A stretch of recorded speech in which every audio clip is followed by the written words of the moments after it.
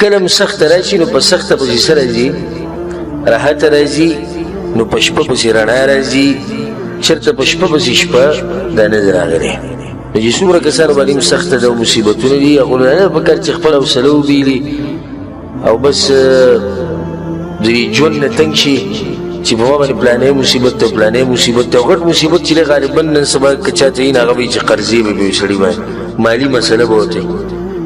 نو هغو ته موږ دا وایو چې ګوره په شپه پسې همیشه رڼا راځي ورځ راځي په شپې پسې شپه چېرته هم نه راغلی او دا یاد ساتئ چې رب العالمین د 7 اسمانونو له پاسه هغه د بندګانو د حالات ویني او په دې خبر دی او په دې علم دی نو دا امتحانونه مصیبتونه راوستي هغه دي د هغه د طرف نه دي او لرې کوونکی څوک دی دا رب العالمین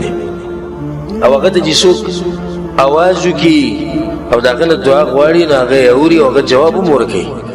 ذکر الله سبحانه وتعالى في القرآن يسوي أمن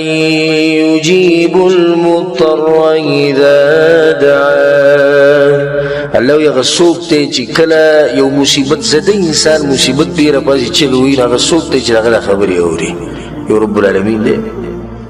فمصيبت كي الله سبحانه وتعالى ده چغوال دعاگاني وقت تديد الله سا مصيبت چه الله سبحانه وتعالى لري كي وزمون مرس خدای چه منگا مصيبت که الله نه یادو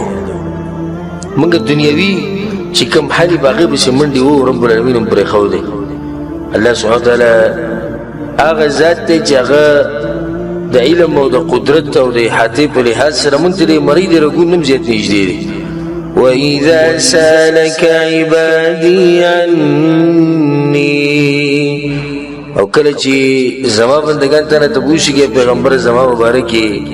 فإني قريب أجيب دعوة الداعي إذا دعان زه یقینا ډېر نږدې یم د خپلو بندګانو ته أجيب دعوة الداعي إذا دعان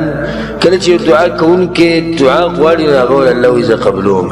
تاسو ګورئ نو موسی علیه السلام ته داسې یو مثال چې دریاب د هغه مخې ته او شاته څوک فرعونیانو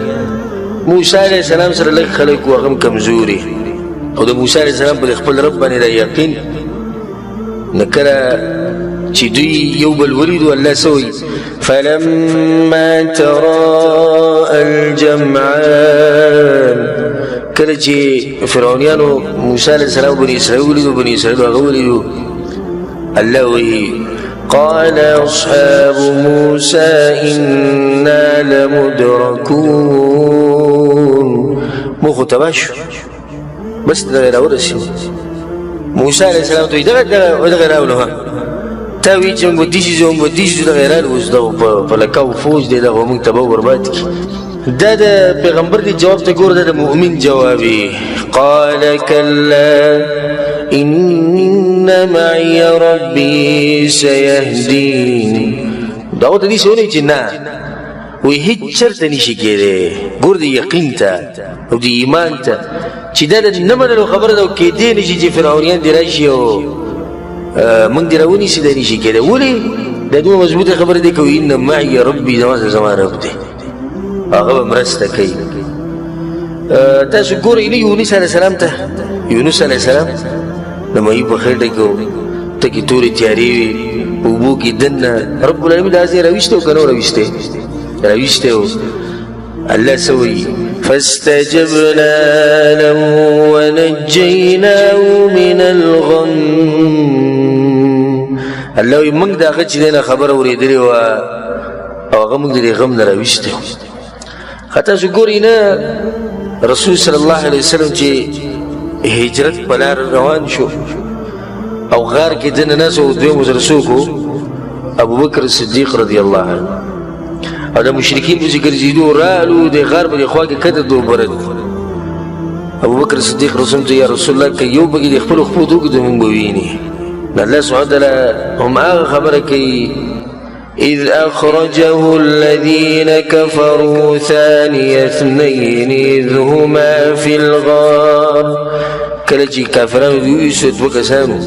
الله يدوي بغارك إذ يقول لصاحبه لا تحزن إن الله معنا خبر مرقري تسوي ويريقم غمك وزمش رسوك تي زمش زمق رب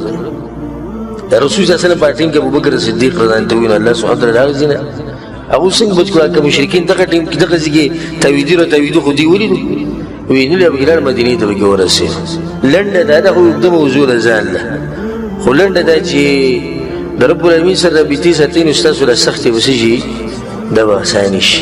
وګوره دې ته چې درې کسان دي او یو غټ راول او غارب بالکل بنکو رب العالمین دا غار آزاد کو روان شو ولې ځکه الله سره رابطه وکړه دا به زور نه کېده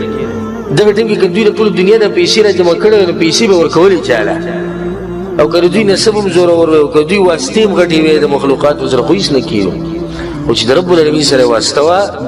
هغه سره رابطه وه مصیبت څه شو ختم شو